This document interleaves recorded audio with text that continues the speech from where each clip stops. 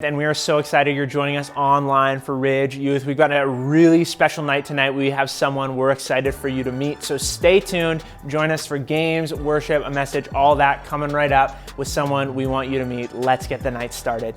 Well, hey everyone, and welcome to RidgeYouth. Dan here with someone I'm very excited for you guys to meet, even if it's digitally. This is Pastor Daniel, who's just joined our team as our associate pastor here at Ridge Church. Forever known as Daniel number 2. Forever known as Daniel number 2. I got here first, but he's older, so I mean, it's a bit of a tension point in terms of who gets to be Dan. How do you feel about Daniel? We both look pretty young too, so yeah. I thought you were older than me.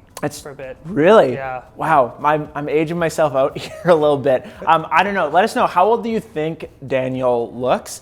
Most of you guys already know my age, but how much older is Daniel than me? That's a great question. What do you think Daniel is? We'll reveal later at the end of the service. We'll get you to reveal in the message later how old he actually is. But you can guess in the comments right now. But we wanted for you guys to be able to get to know Daniel a little bit. So what I have here on my phone is a list or a random scrambler of random icebreaker questions for us to get to know Daniel a little bit better. So watch along and get to know Daniel. Are you ready for this? I am so ready. Do you feel like you're good on the ball, or like you would have rather had a list of questions to kind of prep? I think I'm only funny if it's like in the moment. Okay. If I prep anything, it falls flat because I'm a dad. It all ends up being dad jokes. I love it. All dad jokes. I want to hear lots of dad jokes. All right, number 1.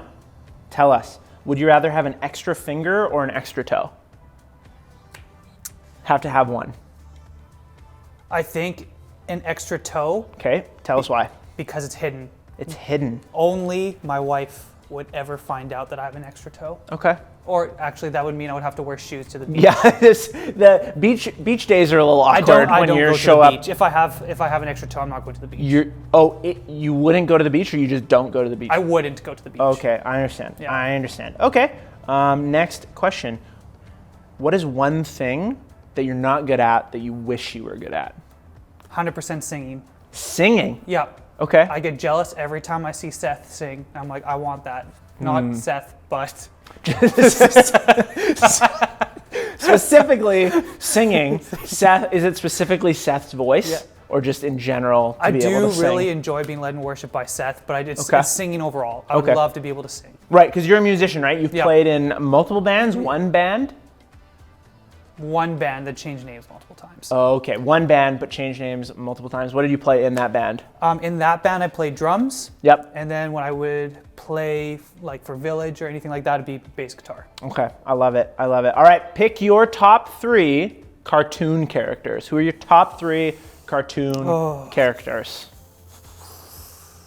I'm gonna say Ash Ketchum. Ash Ketchum is number 3? Or is this like a ranking, or is it just these are the top 3? These are the top 3, then maybe I'll rank them after. Okay. Ash Ketchum, what else? Ash Ketchum is a great choice. Okay, so this is for everyone down the road. When you have a kid, you'll realize why I'm saying this, but there is a cartoon that my son Lyndon loves to watch. It's called Bluey. Bluey, and it's about blue heelers, like dogs. Okay, so not Paw Patrol though. Not Paw Patrol. So it's the dad in Bluey. Okay. Because he's like perfect, ideal dad, fun, also is like responsible, it's funny. It's the only kids show that I actually laugh at personally. Not just because I want to like make Lyndon feel better that I laugh, but I actually laugh. You're like invested in it yourself. And then third would be Green Lantern when I watch like the DC superheroes. Is Green Lantern your favorite superhero? Yes. Interesting. Yeah, I'm a Ryan DC Reynolds guy. edition? No. I do like Ryan Reynolds, but the movie wasn't really The movie wasn't good. Okay, do you think they bring Green Lantern back in some capacity in the movies? I hope so. They usually do. They try to make money, so they're going to bring stuff back. Who should play Green Lantern? Should it be Ryan Reynolds again, or should it be somebody else? Let's do Ryan Gosling or Hugh Jackman. Ryan Gosling or Hugh Jackman. Ryan Gosling, noted Canadian. Weirdly like famous, but not in things, but then he's in things that he's really good at. I don't know. I'm a Ryan Gosling fan. I watched La La Land recently, and it was good. I still have never seen that. Ooh, it's worth a watch. If Mario Cruz is watching, he loves La La Land. Shout out to Mario. All right, next question, a little bit deeper. Who in your life has most influenced you? Who's someone who's influenced you in a profound way? This is going to be cheesy, but honestly, it's it's my dad. And I say it's my dad because we actually have like a really cool like friendship. There was something that switched when I got married that it went from like, okay, you're just my authority to you're like my bro. Right. And just being able to see his heart, his integrity, his wisdom. Cool. And he was very involved. And so I actually like became who I am because of him. Right. So yes, Totally. there's a lot of other people I really look up to, but I legitimately am who I am because of his influence. Cool. That's amazing. What animal would you ride into battle on?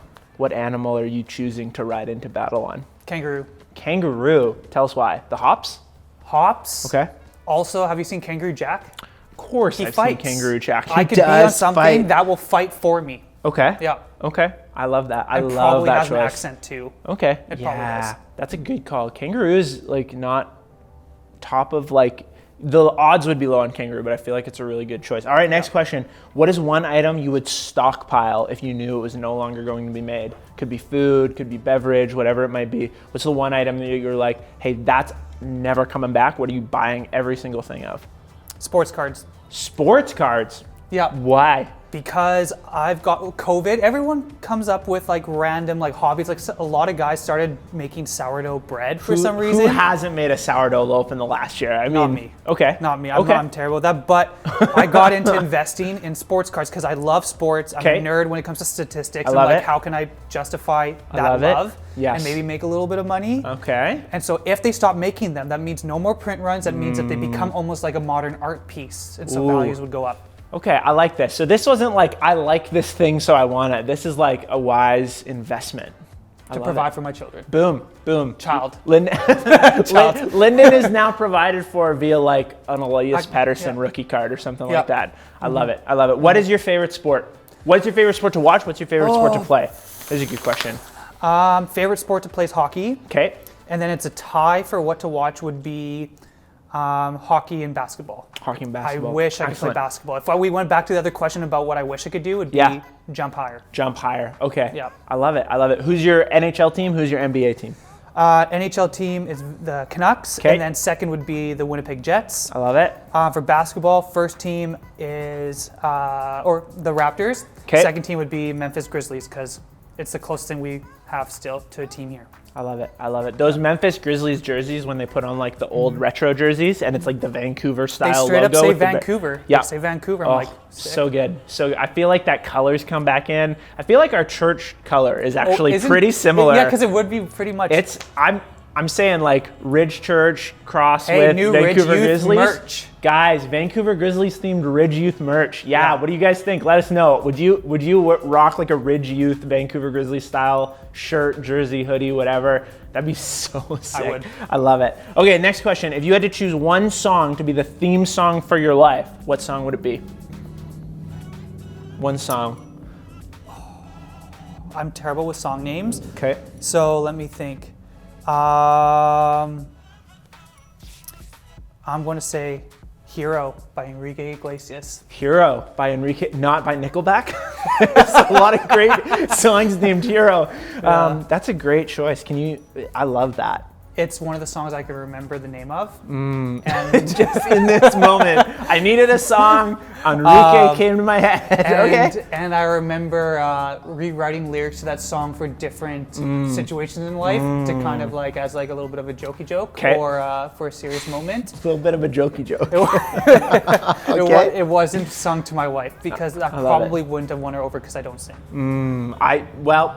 If someday we need footage of you singing Hero by Enrique Iglesias. All right, next question. What is your favorite condiment? What is the go-to condiment to use if you had to choose like one that you only have that ketchup, mustard, relish, barbecue? White spot honey mustard sauce. White spot honey mustard sauce. Why put that specifically on white everything. spot? Why specifically white spot? It's just way better than all the other honey mustard sauces. Okay. Are you a chicken strip guy at white spot? Yes. Or I just dip fries in it. Ooh, great call. Honey mustard really is probably the best condiment, and it's not close. Like regardless of where you're getting it from, if you're getting like some chicken nuggies, you want honey. Like I can't remember. It's McDonald's. Why would anyone want hot mustard for their chicken nuggets? I just don't understand. That's only if they don't have honey mustard. You might choose that. I like it. I like it. All right, next question. What is the best gift you have ever received? The best gift you've received, Christmas, birthday, something like that. I would say the best gift I received for Christmas was, I think the most exciting one was my drum set back in the day, because I had asked for one, and I normally would never ask for specific gifts. Like I didn't really care. I just liked Christmas overall. But then the one year I was like, actually, I really would like a drum set because I want to get into drumming. Sure. And then we went through a bunch of the gifts and no drum set. And then they let me like stew in that for a while, and I was like, oh, okay. They could tell I was starting to get a little bit sad that I was like, okay, it's not happening, but whatever. I've accepted the reality that this drum set is not happening. And then in my stocking, there's like some little little gift package, and there was like a key. I love it. And they're like, figure it out. That was literally all they said. And I went, used it on every door, opened up a closet, and there was a drum set. Boom. That's so good. I love the gifts too, where it's like you get like the hint thing or the thing that like sets you up to go open it. You have to work for it. Totally. That is so good. All right. Next question is, what is your biggest pet peeve? What is the thing that like maybe shouldn't annoy you but does? Oh. He's got one. Okay, so this is when it comes to the ladies. Okay. Don't worry. Don't worry. So I find with women, they will say a bunch of things about another woman. Okay. They'll like kind of like be like, oh, they're like this or this or this, or I don't like this, or they're frustrated, but they'll always at the end be like, oh, but they're beautiful, or I love their soul, or I love their soul, or they try really hard. It's like you just trash someone, and then you feel like you're justified if you say, oh, but I love them, or they're great. So you just try and like spin it so like I'm not a terrible person for just saying this. I feel like I've seen guys do this too, but it's not like they have a beautiful. It's always like, great dude though. Yeah, it's great like dude. I'm gonna go off for half an hour about how much I don't like someone, and then very end be like, great dude though, great dude though. Which is not really a descriptive term. It's just like a generic, like, I've been a jerk for half an hour, but now I don't want to seem like a jerk. That's a. Or if people make weird sounds with their mouth, that's annoying. Just like, or like that kind of stuff. Do you? That's fair. Okay. I feel like I'm gonna be really self-conscious about my mouth noises around Dan. I watch my own noises as well. You're very self-aware. Okay. Next question. This will be our last one. What is the one thing you would want to do to make like the perfect day off vacation day? What would make like an amazing day for you on a day off? I think it would be a really slow, chill morning, not having the whole day planned out. Boom. Kind of choosing in the morning, on the spot, figuring it out, because I feel like my whole life is planned out, like boom, boom, boom, boom, so it's nice not to. But if we would just like on the spot, Des and I are like, let's full send it, go to Whistler, go to Scandinave Spa, relax, chill out, drive home, have a good adventure. I love it. Be able to have good chats on the way. Because I can't look at someone, like Des wants me to just sit across from her at a table, stare into her eyes, and share my life with her. Totally. I don't know why I can't do that. If I'm driving and she's shoulder to shoulder, shoulder to shoulder, totally. I can spill my guts. Totally. Boom. There you go. You just gotta like. I feel like some people you sit at a coffee table like and you look like this and you just stare into each other's eyes and have a conversation. And some people it's like, let's go on a hike or a walk or whatever, and like shoulder to shoulder. I just don't want to look at you when I talk to you. I feel like about I'm what's going on. invading their privacy when I'm like looking into their eyes. I'm like, I'm so sorry that I'm in I your don't want to bubble. stare into your soul. It's like COVID-19 too. Now I don't know what that noise was. That was my ring on the. Wow. Okay. So drummer at heart. You can't stop a drummer at heart. Repeat that sound. I love it. Well, hey, we're so excited for the day you guys are able to come in and get to meet Daniel in person. He's so excited to be around our church and get to know some of you guys. And so we want to invite him out. He's going to be sharing his testimony tonight, but we asked him to come so you could get to know him a little bit, but we're going to play one more game with him in just a second. Okay, welcome back. We want to play another game with Daniel, and so we're going to test his skill. We've gotten to know him a little bit, but we want to know if he's able to understand when he watches a video. So what we're gonna do is we're gonna play a video in reverse of something that's been smashed with a shovel, which, you know, very excited. How do you feel about smashing things? Is this the type of thing like sometimes you just want to smash something? Is that an enjoyable thing? I don't know, maybe I'm weird, but have you ever had dreams of going to like a store with like plates and glasses and just taking a bath? Yeah. Yeah. Okay. Yeah, just taking a bat to it. Yeah, I don't, but like you might want to process that with someone. Freedom session or something. Freedom session, maybe like see. Okay. Yeah. I know there's like these I can't remember what they're called, but there's these businesses where it's like that kind of thing where you pay a fee and you like pick your weapon and go in and it's just a room full of glass. What you wear weapon like the would helmet. you choose? What? Yeah, I mean, baseball bat's gonna be like the most like kind of flexible. You can do what you want with it, but I think I'd go nunchucks. I just feel like nunchucks. Or what's that thing that you game. have and there's like a chain, it's got the spiky ball. Oh, no, that's not a mace. It's like a mace, a flail. Yeah. Kind of a flail. Yeah, nunchucks and a flail would be a little bit like, it's a little bit risky, but also a little bit fun. Like you don't know if you're going to smack yourself in the back of the head with it. It's just, hey, you gotta risk it for the biscuit when you're smashing stuff. All right, so what we're gonna do is we're gonna show Daniel a clip in reverse and you're gonna have 10 seconds. We wanna see if you're able to determine in reverse what's being smashed. Does that make sense? Yes, so we're gonna show him the video. It's playing backwards and he's gonna try to guess. So I believe we have 8 or 9 and we're gonna show him that. We're gonna see how many he gets. So let us know in the comment section right now, how many of the 8, 9, 10, how many do you think Daniel gets right? Let us know what you think. We're gonna show him the first one. First one should be relatively easy. I think you're gonna get it, but like let us know the second you think you know what's being smashed and we'll see if it's correct. Are you ready? Yeah, I'm so ready. All right, let's play that first clip.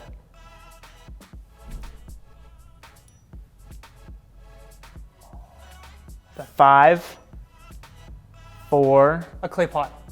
A clay pot. Incorrect. Oh. It is a sandcastle. I was going to say it's sand, but I'm like, I'm probably tricking me. The clay pot, that would be a really good smash if it was a clay pot. That's like an intensely granular. Okay. Close, but you're on the right track. That wasn't close. You're just being nice. I think you did a good job. I'll give you a participation award for that for sure. The little green ribbon that says like, Daniel came out to play. All right. He sat in a chair. Number 2.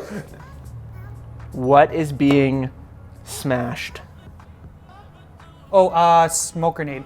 A smoke grenade? Okay. Let's see what it is. Oh. A can of Axe. Junior high boys rejoice.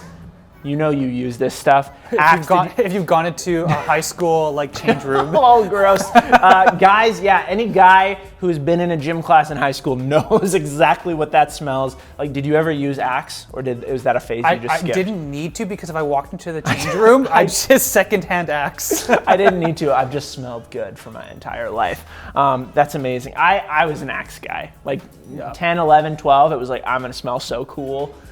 You don't. I just use deodorant sticks. Can we just pass on a piece of wisdom to you if you're watching this tonight? Axe doesn't smell good. Just want you to know that tonight. All right, number 3. Daniel's 0 for 2, but he's come out to play. What is being smashed? It's going to be glass bottle. A glass bottle? Coffee pot. Coffee pot. Man, oh man, full of coffee, like classic diner coffee. So you got the glass, correct? What's normally the score that people get in this game? I don't know. I just want to know I'm average. I just want to know I'm average. So you're 0 for 3, which might be average. I don't know. What's interesting to me is like who got to actually do the smashing of these videos. I didn't actually make these videos, but I wish I had. It looks really like that's like a full baseball bat swing into a coffee. Carafe? Is that the correct term? I'm not sure. All right. Pot. 0 for 3. Looking for 1 for 4. Let's see that next clip. What is smashed? Looks like it could be wooden. Oh, a skull. A skull. Of an animal.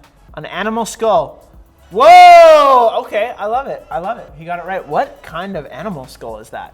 That looks like it could be, unfortunately, a dog. But it's got the big teeth. Yeah, but like I don't know. That or like a little bear? A baby bear? I don't know. That's it. Okay. 1 for 4 though. Left hanging. 1 for 4. We're gonna leave you with a question mark on that one. What is the next video? Looking for 2 for 5. You're coming back. You're gonna hit that like even 50%. Oh, model Eiffel Tower. Model Eiffel Tower. I feel like this one should have been way easier for you. Oh my goodness, what? I thought it was a guitar. Maybe the Eiffel Tower was smashed with the guitar. How did you know it was an Eiffel Tower? I just saw that piece. Oh, okay. This is really crazy to me because I got that very wrong, but I feel like you're back on. So 2 for 5, 40%. Not quite a passing grade, but getting there. Let's see the next clip, Michael. Bell curve. Bell curve. Cinder block, what's being smashed? A gingerbread house. Gingerbread house. Is it a gingerbread house? Let's see. That's pretty satisfying to watch. It is a gingerbread house. Incredible. Do you like gingerbread? Would you build a gingerbread house? I eat them. Eat them. Okay. That's I like building them. I don't like eating them because normally I feel like that the stuff you make gingerbread houses out of, like the actual like bread pieces, always taste terrible. Not if you put enough icing on it. So you like icing, not gingerbread. That's a different thing. And I feel like when I was a kid, they'd lay out all the candy to build it, and I'm not actually thinking about aesthetics. I'm thinking about like what candy am I going to get to eat off this thing at the end of the day. Okay, we're up 3 for 6, back 50%, passing grade. Let's see the next one. Meatloaf. Meatloaf. Is it a meatloaf? I was going to say spaghetti and meatballs, but I wonder. There's just a lot. It is a meatball. Is a meatball. I would say we'll give that to you. Half. Like a baby meatloaf. I don't want pity. Sure, half point. 3.5 out of 7. Yep. Keeping pace with that 50% score, passing grade. All right, let's see that next clip. Ooh, what could it be? It's green. Lava lamp. Lava lamp. Okay, lava lamp. Is it lava or lava? Lava? I don't know. I don't know. How do you pronounce it? It's like fish and fishes.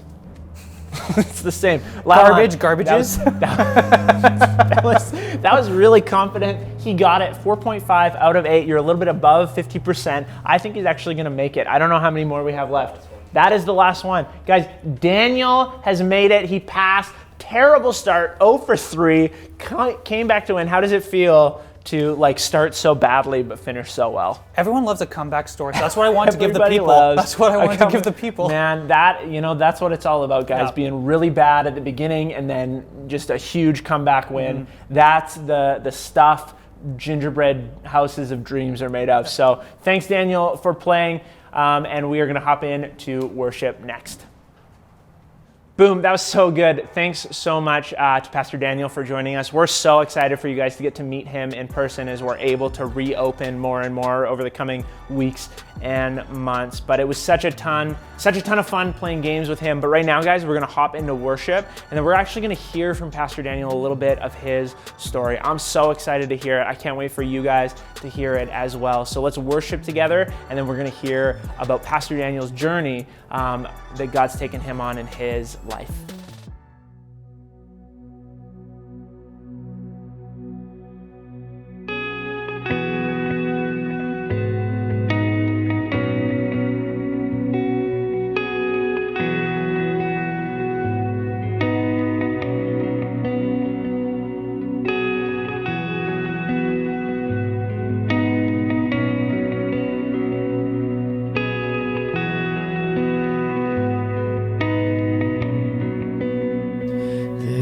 That once was crowned with thorns is crowned with glory now. The Savior knelt to wash our feet. Now at his feet we bow.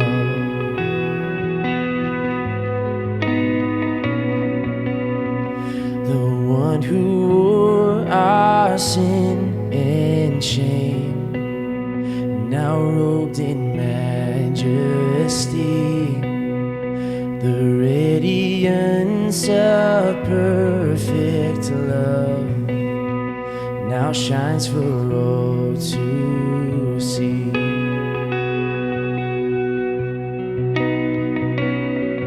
Your name is victory. Oh, praise will rise to Christ our King. Your name is victory. And oh, praise will rise to Christ our King.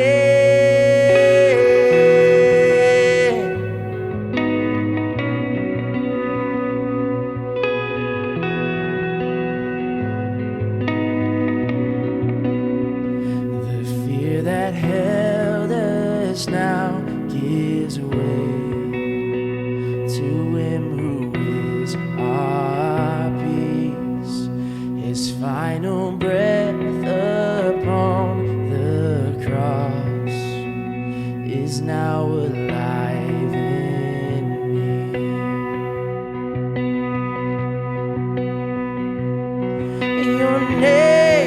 Your name is victory, and all praise will rise to Christ our King. Your name is victory. All praise will rise to Christ our King. Oh.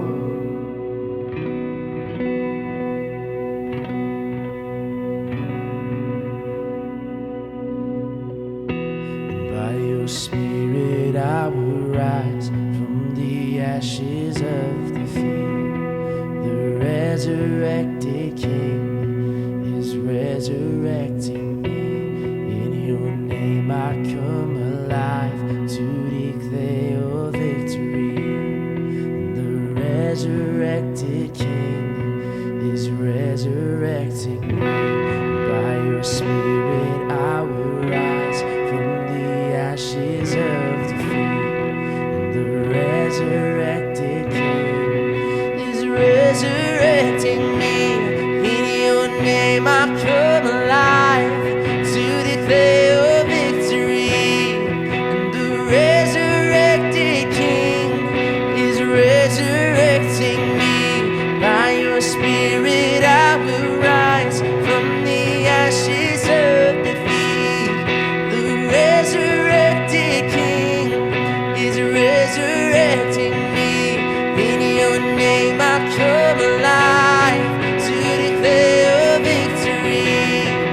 The resurrected King is resurrecting me.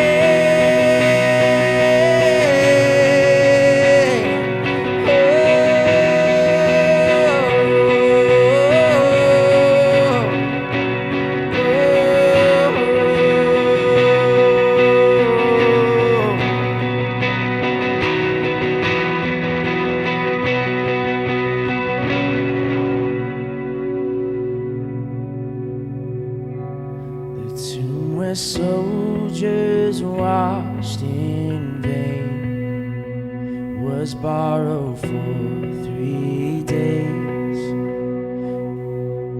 There would not remain. Our God is robbed the grave, and our God is robbed the grave.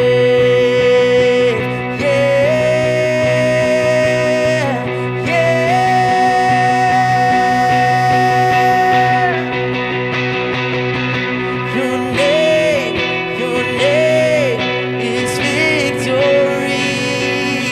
No praise will rise to Christ our King. Your name is victory. No praise will rise to Christ our King. By your Spirit I will rise from the ashes of defeat. The resurrected King is resurrecting me. In your name I come alive to declare your victory. The resurrected King is resurrecting me. Yeah. Oh.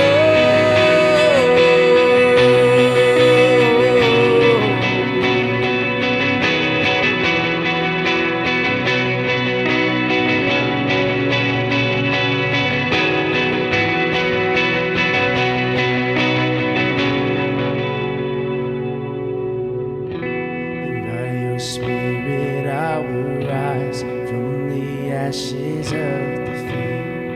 The resurrected King is resurrecting me. In your name I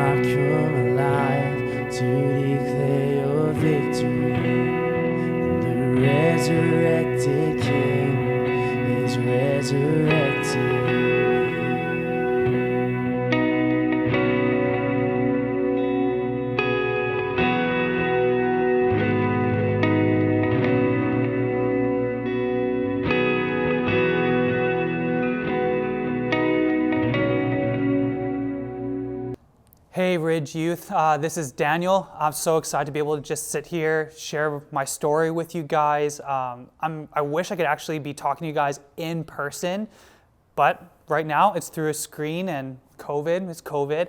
But yeah, I hope that you guys are able to actually get to know a bit more about me and my story. And Dan was telling me that, hey, like you guys are in a series based around the book of Acts about being sent. And so my story, I could go through everything, all the crazy things I've done, the stupid things I've done, the sad parts, the highlights, all that. But I kind of picked parts from my life that fit with that theme of actually being sent. So if you ever want to talk to me more about other aspects of my life or the things I skipped over, feel free to come find me, and I'd love to chat. But just so you guys know, I don't really take myself like that seriously. And so before I start, I want to show you guys actually a photo so you guys know me at my worst. So let's throw that up. There's me in my Jelly Belly uniform. It's a good photo for sure. I have that actually on my Facebook account in my photo. So if you work hard enough to find it, you get rewarded at the end if you find this photo. And it's like it says a picture speaks like 1,000 words. This summarizes all of my high school years. So if you thought you had it bad or you have it bad, look at this. And so there's hope. There's hope.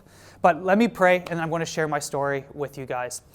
Lord, thank you for this opportunity that I have to be able to share, God, what you've done in my life and the highs and the lows. And God, I pray that something that I say actually resonates with one of the students that's tuning in, that's watching this video, that you can encourage them through, that you can challenge them, that they can be reminded they're not alone, and that the struggles that they might have are similar struggles that some of us have gone through. So God, help me remember what you want me to say, help me forget what you don't want me to say. And yeah, excited to kind of just share how good you are through my story. Amen. So, have my phone, want to make sure just hit all the points I want you guys to be able to hear. And so, I was born, the joke, at a very young age. I was in Vancouver for the first 5 years of my life. I grew up in a family that went to church, that was heavily involved. And so Jesus was spoken into my life all the time. That was natural. And I know not everyone gets that blessing or that ability to be able to hear about Jesus right off the get-go. But I was like called my family's like little evangelist, that I would go around and try and share Jesus with anyone with whatever knowledge I had. And the best way to explain it is when I was in kindergarten, I believe, I would go and I would argue with all my friends that my God could beat their Charizard. So if you know Pokemon, everyone would walk around, I've got Charizard, it could beat anything else. Any other Pokemon's like, can't beat my God. And so that was the way that I tried to actually share Jesus with other people. Don't know if it was super effective, but that was kind of my heart for the people around me. I wasn't afraid of my faith whatsoever. That goes all the way up until about, let's say, grade 4. And in grade 4, like a lot of us have dealt with, I went through a time of bullying, but if it was emotional, like verbal, physical bullying, like I went through it all. But what I didn't understand is that people bullied me because of my faith, and they also bullied me because of just like who I was and like my personality. And I thought, how can someone hate my personality or hate my faith that much that they'd want to like hurt me? It didn't make sense. And I wasn't someone that dealt with worry or anxiety or anything like that before that point, but that was when it started to set in. I started to want to control every aspect of my life. I wanted to isolate myself more. I wanted to hide away. I tried to become someone that I wasn't because I was so afraid that if I can't control my environment, someone's going to do something to hurt me or someone's going to say something and I won't be able to control it, and I will go and be triggered about everything that I just had gone through. So what happened is I actually isolated myself. I stopped doing the things that I cared about. I loved sports, I loved music, but I stopped playing sports that much or that often. I stopped trying to perform. I stopped trying to do anything because I wanted to just isolate because it was easier than being hurt. And so even though I loved Jesus and I wanted to share Jesus with someone else, I started to just isolate myself and be by myself, and it sucked. And what happened is this actually started to cause a physical reaction in my body because I was so anxious and worried about everything that when I tried to hold on to control, I had constant stomach pain all the time. It never stopped. Every single day, I'd have to run to the bathroom because I was worried that I would have to go to the bathroom again, or I'd be in pain, or I'd be like crunched over. Like if you have stomach pain, you know that you can't really focus on anything else. So that was every single day of my life at that point. And after a while, even though I was still in pain, I was still anxious, I was still worried, I tried to actually go out of my comfort zone and go impact people and be around people again. But the thing is, I was trying to be like, okay, how do I actually impact people? Or how do I make things change? It's like, why don't I go and befriend the people that bully me? I was like, if I become their friend, maybe they'll stop. So it's kind of the whole idea of like, okay, go be in the world, but not of it. I was like, okay, I want to go try and do that. But I was way too soft. I didn't stick up for what I truly believed. I ended up just becoming more and more like them. So I had the right intentions, but it didn't end up that way.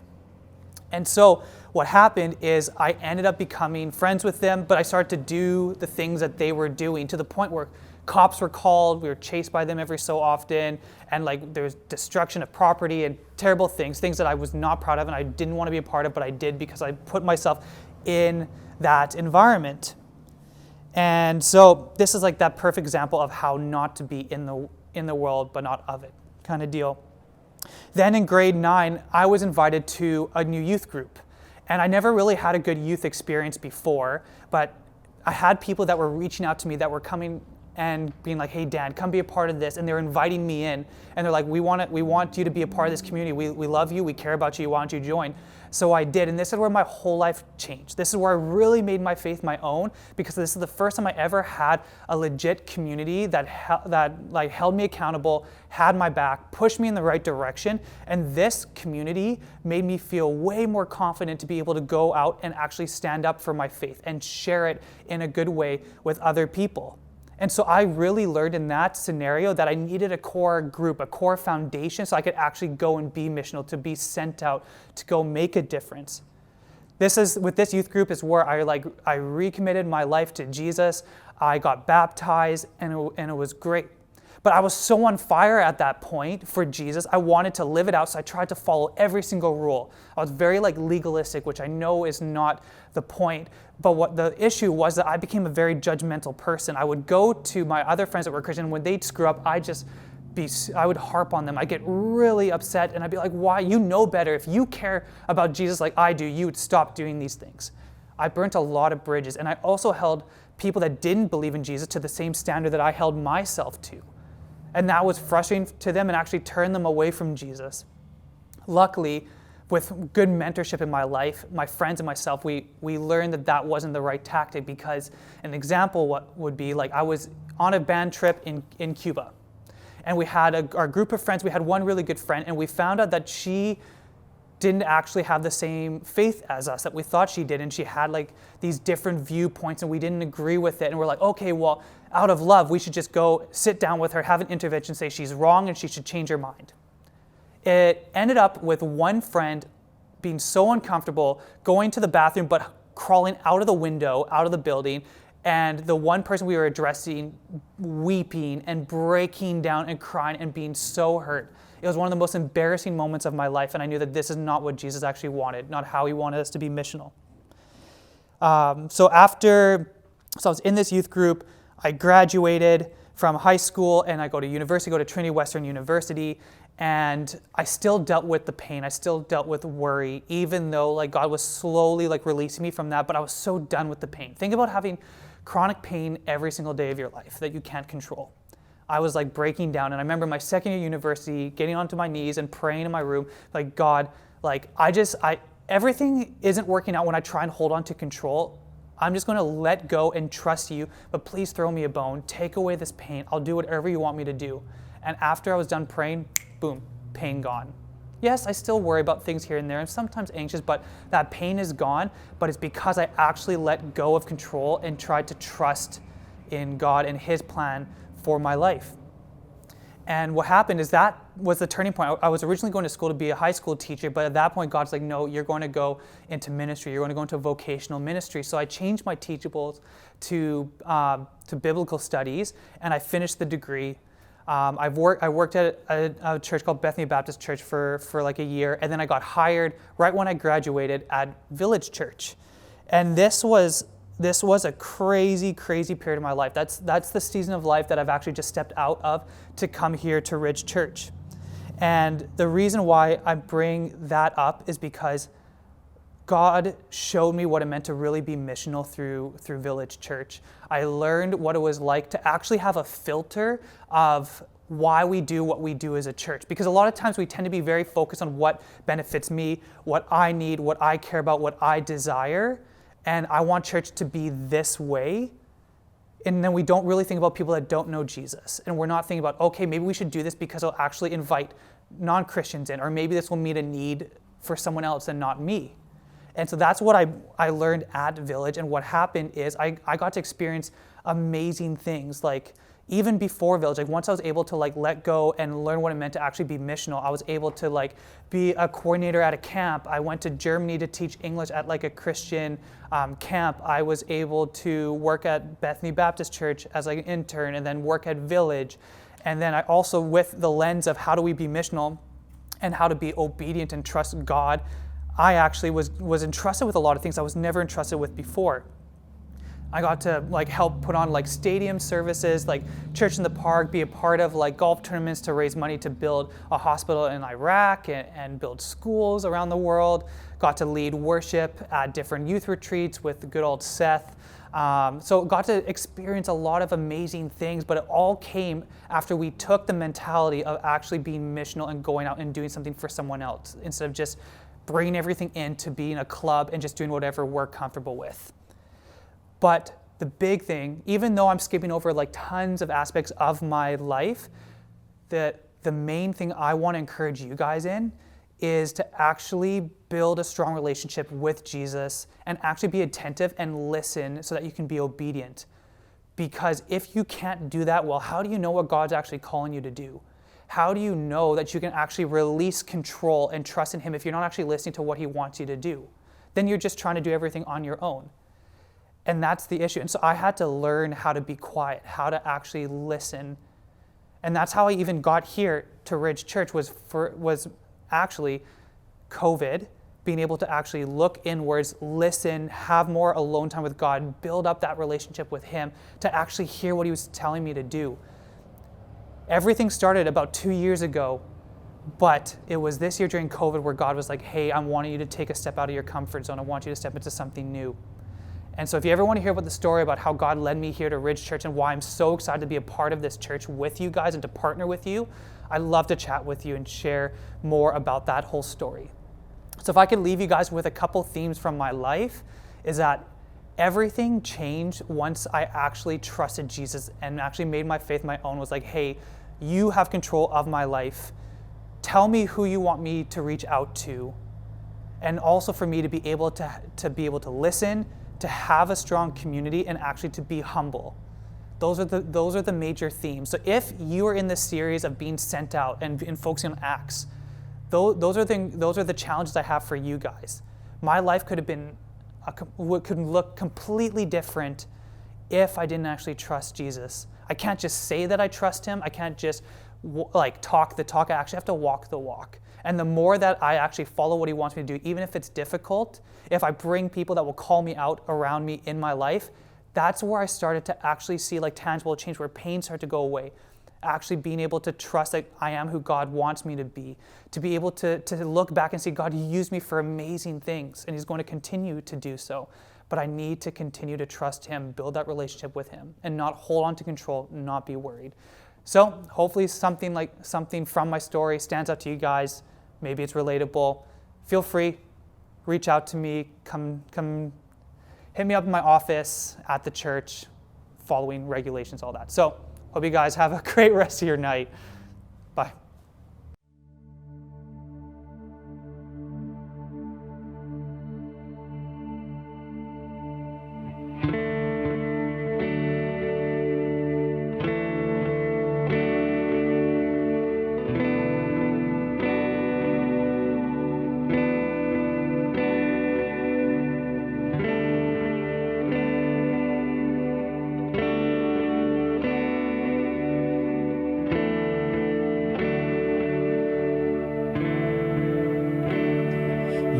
thou fount of every blessing, tune my heart to sing thy praise. Streams of mercy never ceasing, cure for songs of loudest praise. And teach me some melodious song, sung by flaming tongues above, and praise the mount I'm fixed upon it, mount of God's unchanging love. And here I raise my Ebenezer, hither by thy help I've come, and I hope by thy good pleasure safely to arrive at home. And Jesus saw me when a stranger, wandering from the fold of God, and he to rescue me from danger interposed his precious blood.